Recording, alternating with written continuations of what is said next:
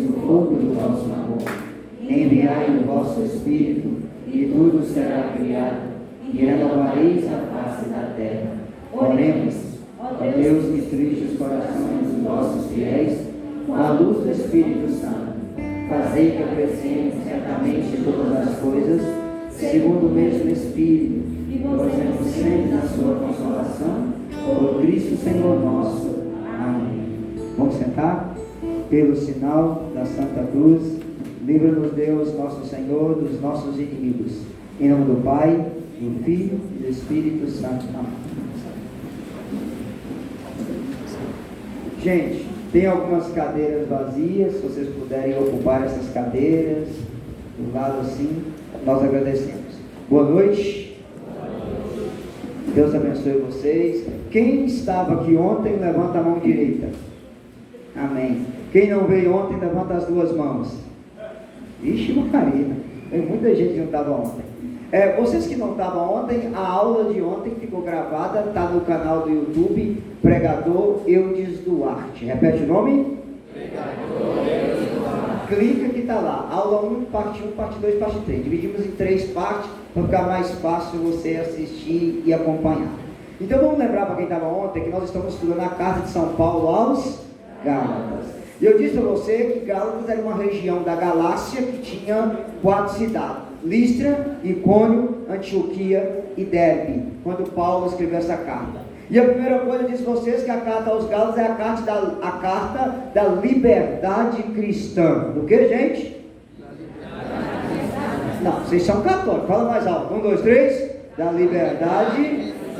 Você vai lembrar, foi para a liberdade que Cristo nos libertou. O ser humano não nasceu para ser escravo de nada. E eu explicava para vocês que tem 3 grupos na igreja: a galera que vê o pecado em tudo, a galera que não vê o pecado em nada. E eu comparei para vocês a questão da criança com a faca na mão. Se você é a pessoa rígida, ranzinza, rebelde, que vê pecado em tudo, você grita. Ao gritar, a criança sai correndo e se estrepa na faca.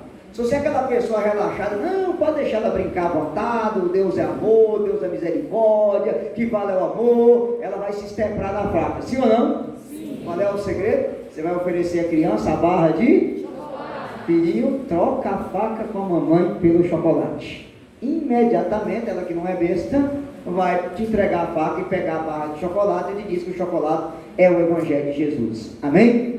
Então ontem nós terminamos o capítulo 1 da carta aos Gálatas, e eu pedi vocês que lessem. Hoje nós vamos começar o capítulo 2, capítulo 3, e se der tempo, o capítulo 4 da carta de São Paulo aos Gálatas. Quem não leu a carta aos Gálatas ainda, por favor, em nome de Jesus, você vai ler ela toda depois, ela é só 6 capítulos. Jura o cabeção aí, pelo amor de Deus, né? Então vamos abrir aí, Gálatas capítulo 2. É página 1493, você usa a Bíblia da Ave Maria. 1493. Gálatas 2. E eu anotei algumas coisas muito importantes para nós falarmos desse texto para a gente hoje. Quem encontrou Gálatas 2 diz amém? Amém. Amém? Nós vamos começar no versículo 3, 4 e 5. Gálatas capítulo 2, 3, 4 e 5.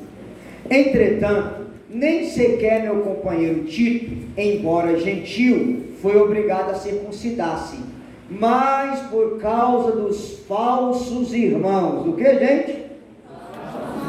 Intrusos que furtivamente se introduziram entre nós para espionar a liberdade de que gozamos em Cristo Jesus, a fim de nos escravizar.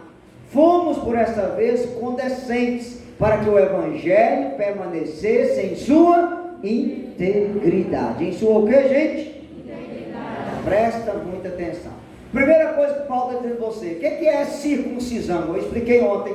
O povo judeu, os judeus daquela época, queriam que os cristãos cumprissem os preceitos da lei de Moisés. Então não bastava o sacrifício de Jesus na cruz, não bastava a ressurreição, não bastava a morte de Jesus, não, tinha que circuncidar. Quem não estava aqui ontem, circuncidar, você vai lembrar que Jesus, com 8 dias, foi circuncidado.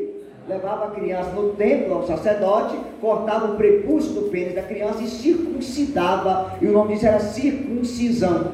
Então o povo judeu queria dar um acréscimo ao Evangelho de Cristo, dar um jeitinho a mais no Evangelho, e queria que todo o pagão tinha que ser circuncidado para ser cristão. Eu vou explicar isso mais na frente, que para nós hoje a circuncisão é o sacramento do batismo. O que é circuncisão para nós, gente?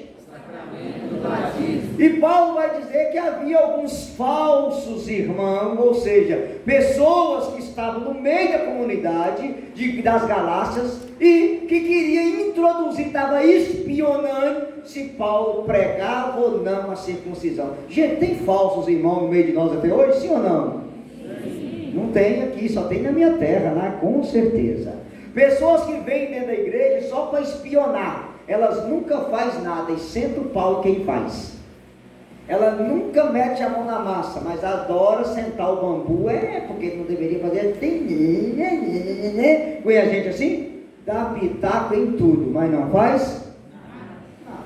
É os falsos irmãos. E o pior, quer dar um jeitinho no Evangelho de Jesus, especialmente um jeitinho brasileiro. Conhece a gente assim? Não, naquela época, hoje não é assim, as coisas mudou, os tempos mudou, que vale é o amor, é a misericórdia. Conhece a gente assim ou não? É os falsos irmãos. Está no meio da comunidade para espionar, para dar pitaco, para apontar o dedo, mas nunca faz nada. Vocês estão entendendo? Diz amém.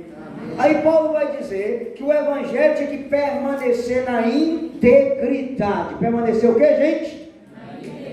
O que é integridade? Sem tirar nada e sem acrescentar? Vamos repetir? Sem tirar nada e sem? Pelo amor de Deus, quem é católico diga aleluia. Aleluia. Quando se trata de matéria de fé, eu falei isso para vocês ontem, católico não tem que achar nada, a igreja já achou tudo.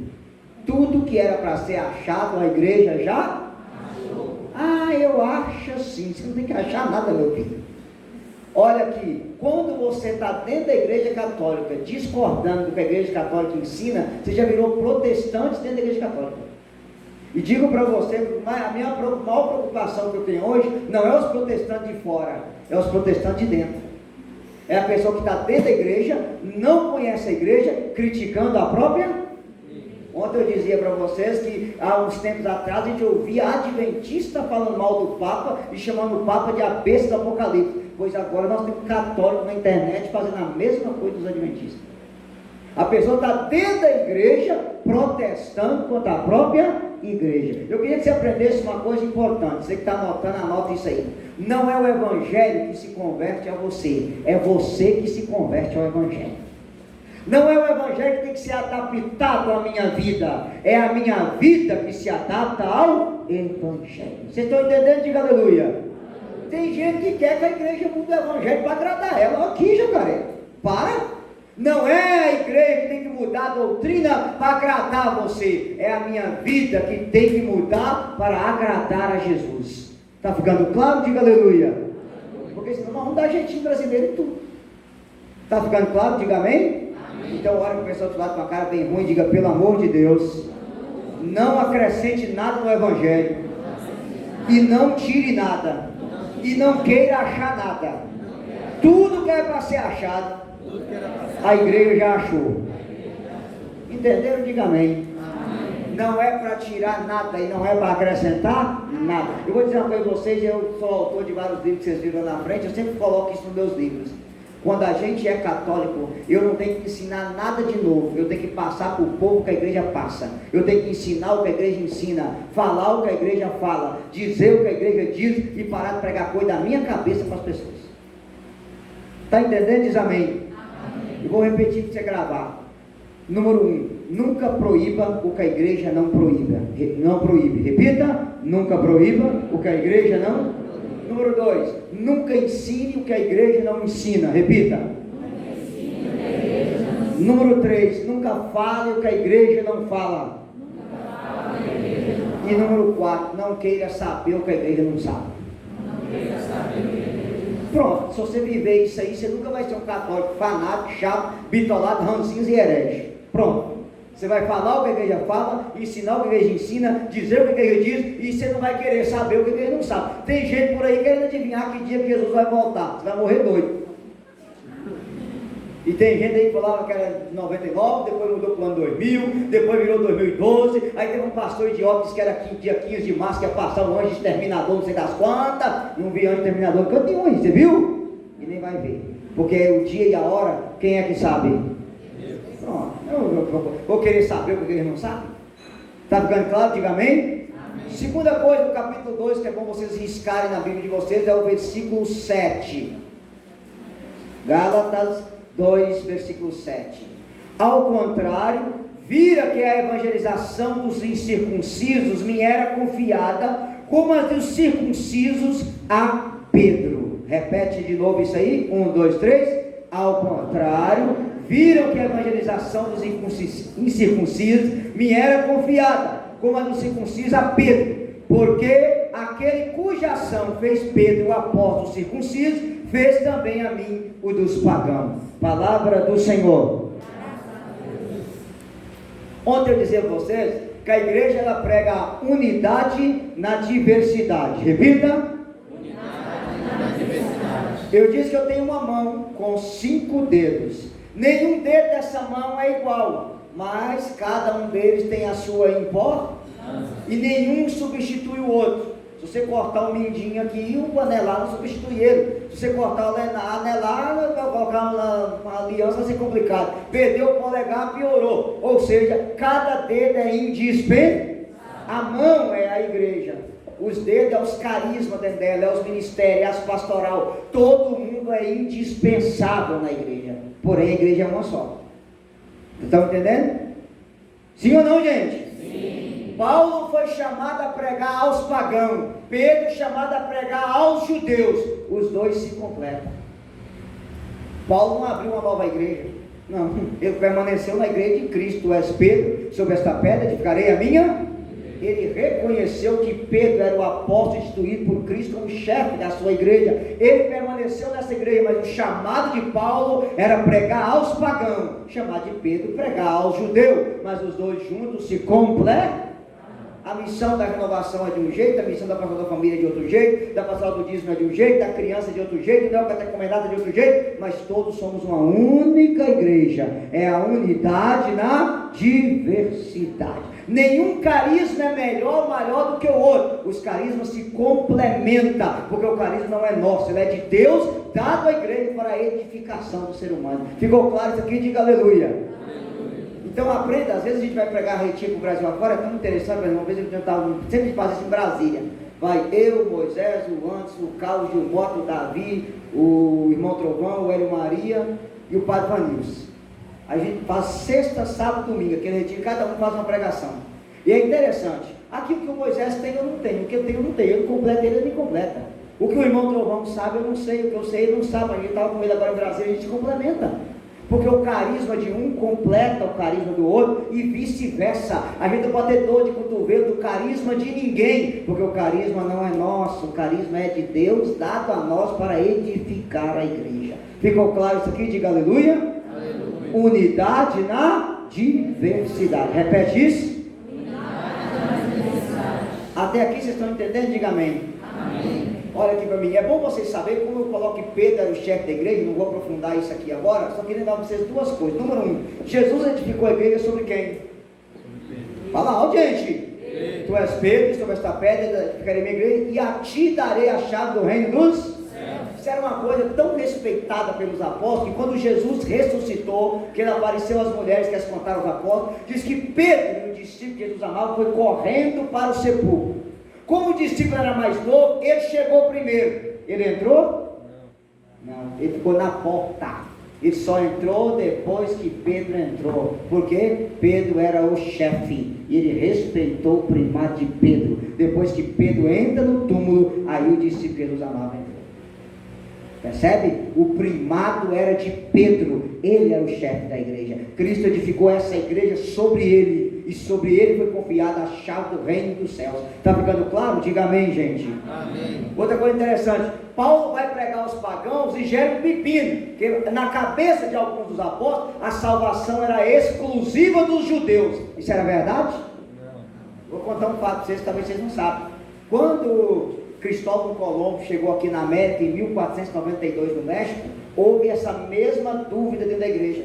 Encontraram aquele bando de índio pelado, igualzinho nasceu, e começou o questionamento: índio tem alma? Pode batizar índio? Esses índios aí merecem a salvação de Cristo? Tem que evangelizar eles? Foi uma dúvida que surgiu no coração dos espanhóis e dos portugueses. E na época, sabe quem governava a igreja? O pior papa da história da igreja, Alexandre VI.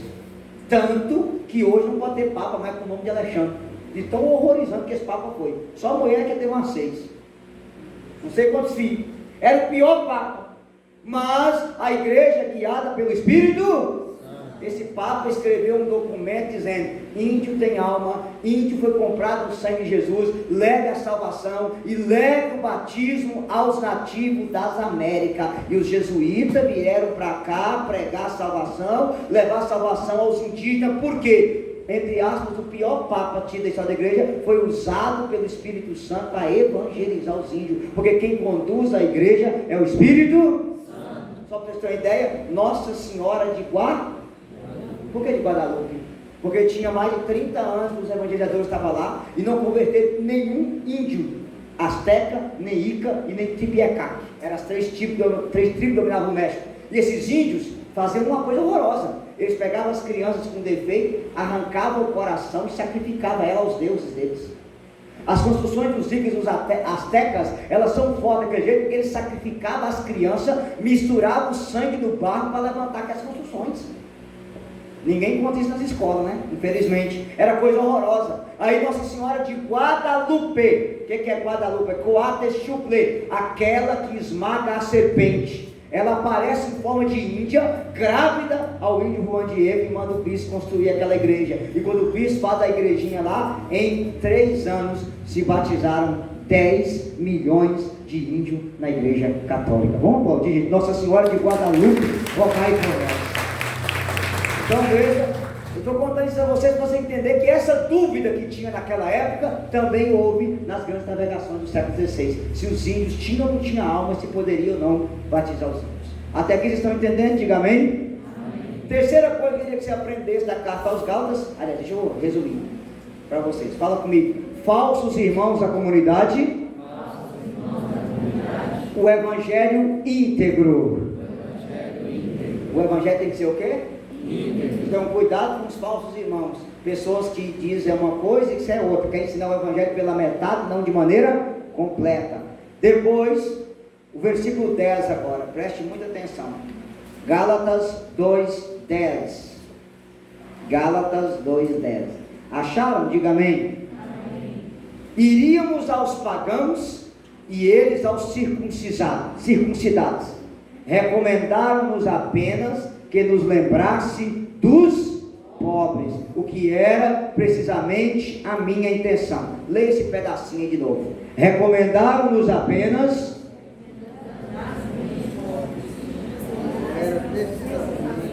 Meu Deus, vocês estão lendo pior do que a congregação cristã no Brasil. Nossa Senhora. Olha para o seu irmão lá, diga para ele: acorda, irmão, pelo amor de Deus.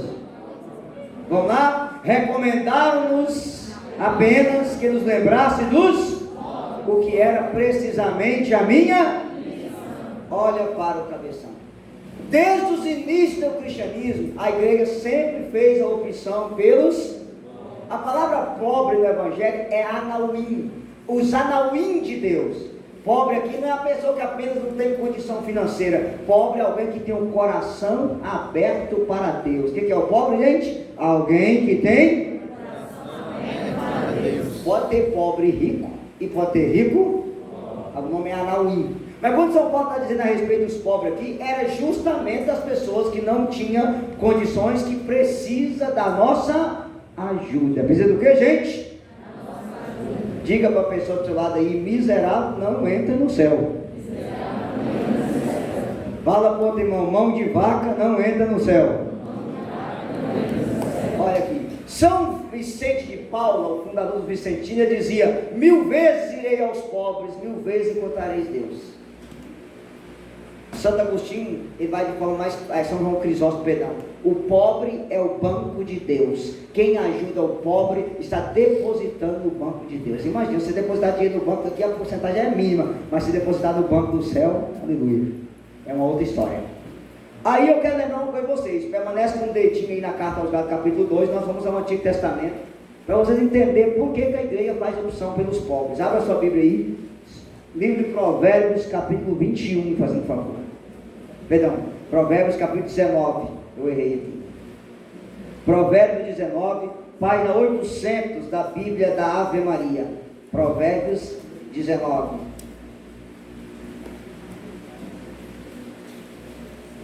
Provérbios capítulo 19, página 800. Você abre no meio da Bíblia, é o Salmo. Depois do Salmo, é os Provérbios. Quem encontrou, diga aleluia. Aleluia. Aleluia. Posso falar o versículo? Sim ou não? Sim. Provérbios 19, versículo 17. Provérbios 19, 17. Está escrito o que aí?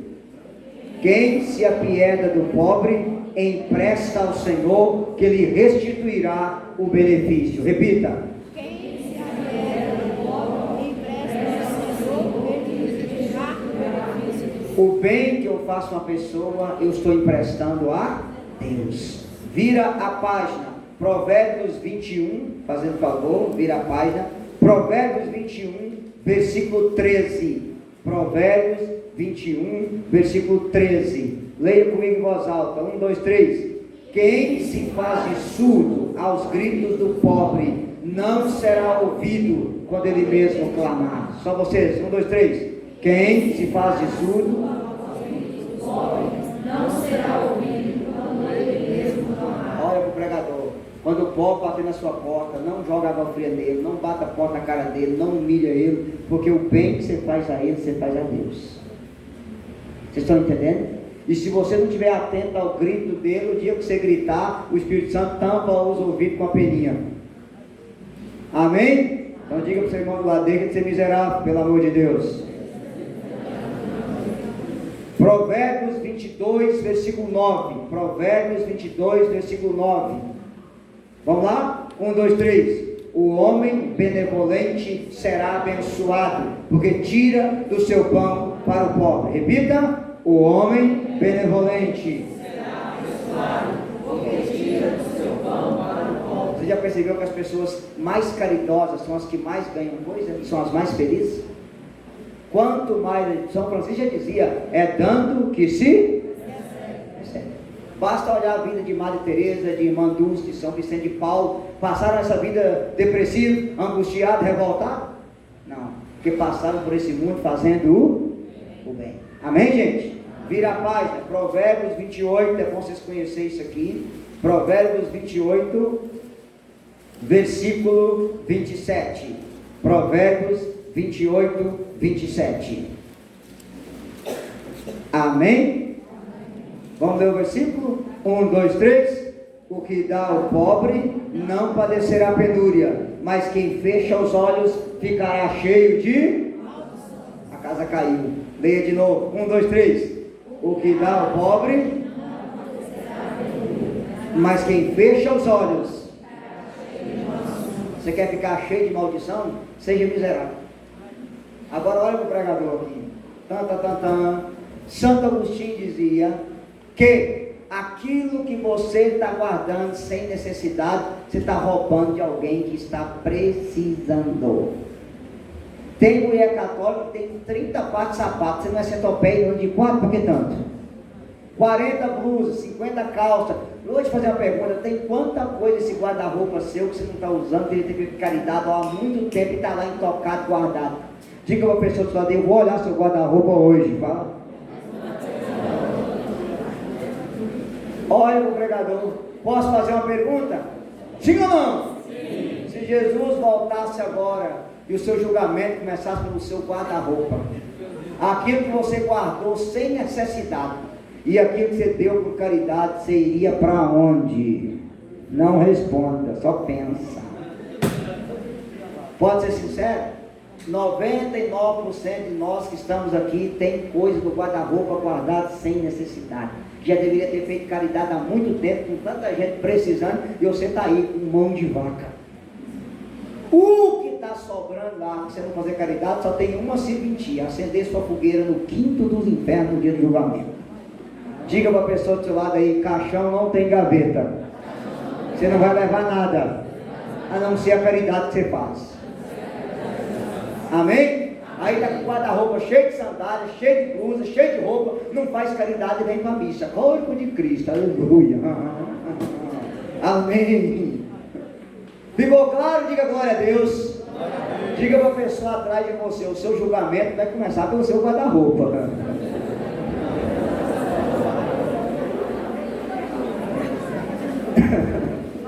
Está ficando claro, gente? Então, pelo amor de Deus, quem dá ao pobre empresta a Deus. Só para você ter uma ideia, quem lembra da Madre Teresa que eu contar, diga amém. Amém. Acho que eu já contei isso uma vez. A Madre Teresa foi visitar o Papa João Paulo II em 91. Ela entrou no carrinho que ela estava indo para o Vaticano, ela viu um mendigo caído na rua, todo ensanguentado. Ela desceu até o mendigo, tirou as roupas dele, pôs o cabelo, colocou uma roupinha nova nele, deu banho no mendigo, levou ele para o hospital e passou a noite inteira com ele no hospital. No outro dia cedo o telefone do hospital tocou e o padre disse: olha, madre, como que a senhora é irresponsável? A senhora passou a noite inteira aí e não veio ver o representante de Cristo. E a Madre Teresa deu para ele uma resposta que só santo dá: Padre Lombardi, diga ao Papa que eu não fui no Vaticano encontrar o representante de Cristo, porque até agora eu estou dentro de um hospital cuidando do próprio Cristo. E quando a gente cuida do irmão, a gente cuida de nosso Senhor Jesus Cristo. Amém? Esse é o segredo. Então, quando a gente cuida do irmão, a gente cuida de Cristo. Pode ser um sincero, mulherada, o seu marido é Jesus na sua vida. O jeito que você cuida dele é o jeito que você cuida de Jesus. E aí, você está indo para onde?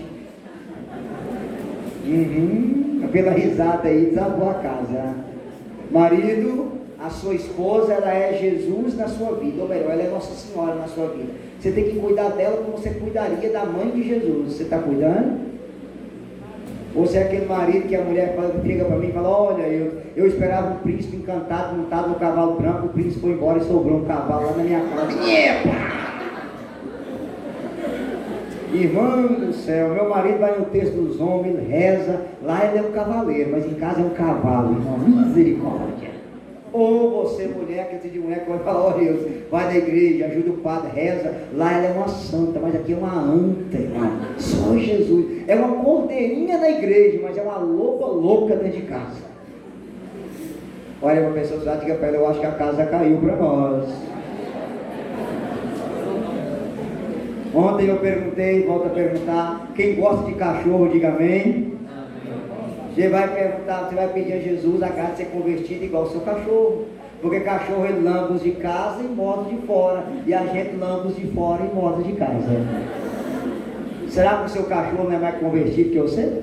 Cachorro quando vê os de fora, de casa, quando vê os de fora, você faz o contrário. Quando vê os de fora, vê os de casa. Diga para o seu irmão: seja convertido igual um cachorro, pelo amor de Deus.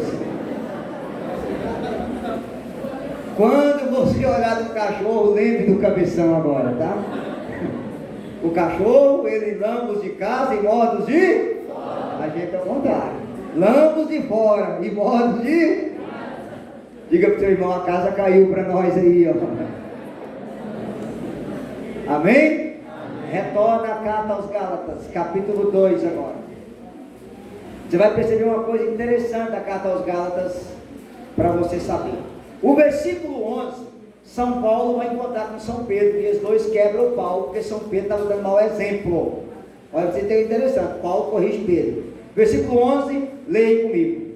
Quando, porém, Cefas, que é São Pedro, veio a Antioquia, resistiram francamente, porque era censurado. Porque era o que, gente? Lá no versículo 14 ele fala assim: quando vi que seu procedimento não era segundo a verdade do Evangelho, disse a Quefas, a São Pedro, na presença de todos: se tu que és judeu, vive com os gentios e não com os judeus, que direito obriga os pagãos convertidos a viver como os judeus? Por que São Paulo falou isso com São Pedro? Porque São Pedro, quando estava no meio dos irmãos que era pagão, ele comia com todo mundo, mas quando ele encontrava os irmãos judeus, ele dava um cano e renegava os pagãos. E São Paulo torceu a orelha de São Pedro.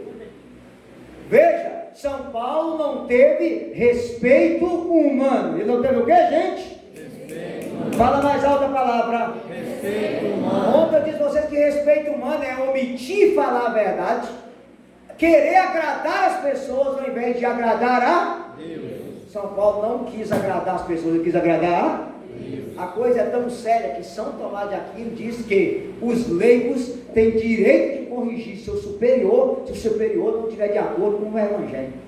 Vou dar para você 2 exemplos da história da igreja que você não sabe. Santa Catarina de Sena, repete o nome da mulher. Santa Catarina de Sena. Ela era analfabeta. Ela era o que, gente? Analfabeta.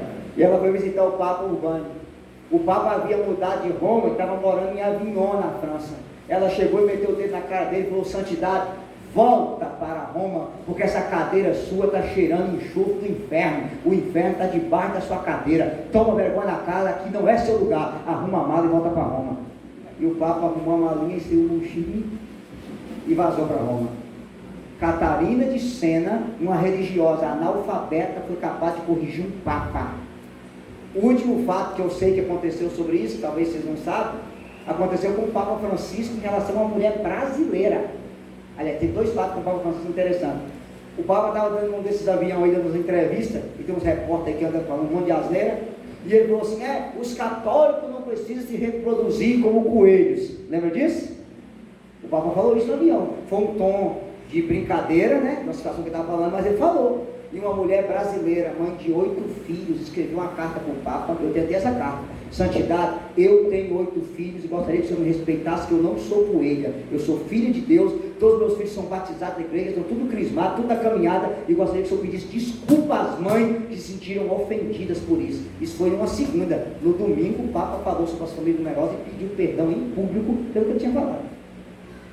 O leigo pode corrigir até mesmo o Papa se algumas coisas estiver erradas. A mulher não tem vergonha de escrever no Papa. Inclusive, se você quiser escrever para o Papa, pode escrever. Desde que seja coisa boa, vai escrever asneira lá, né? Pelo amor de Deus. Mas ela escreveu e ela estava certa?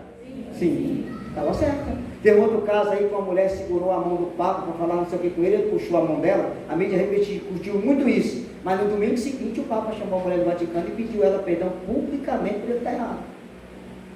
Porque o Papa também é ser humano, gente. E só é infalível quando ele fala ex cátedra, né? Pronunciar uma verdade de fé. Ele é infalível, mas não é impecável. Ele é infalível, mas não é impecável. Entenderam? Então, assim, por isso que São Paulo não teve medo de corrigir São Pedro, porque o que São Pedro estava fazendo era errado. Mas Paulo abriu uma nova igreja? Xingou São Pedro? Não. É a mesma coisa, entendeu? Eu posso não concordar com o meu superior, mas eu não vou sair por aí sentando no bamboneiro e abrir uma nova igreja e querer ser mais católico que o Papa. Me ajuda aí também, né? Amém, gente? Amém. Então repete comigo: eu não posso ter respeito humano. Repita. Eu não posso ter respeito humano. O que você não pode ter? Respeito humano. Você não pode ter medo de falar a verdade porque uma pessoa está no erro, ou porque a pessoa é superior a você. Você não pode ter medo de corrigir a pessoa. Santo Agostinho dizia o seguinte: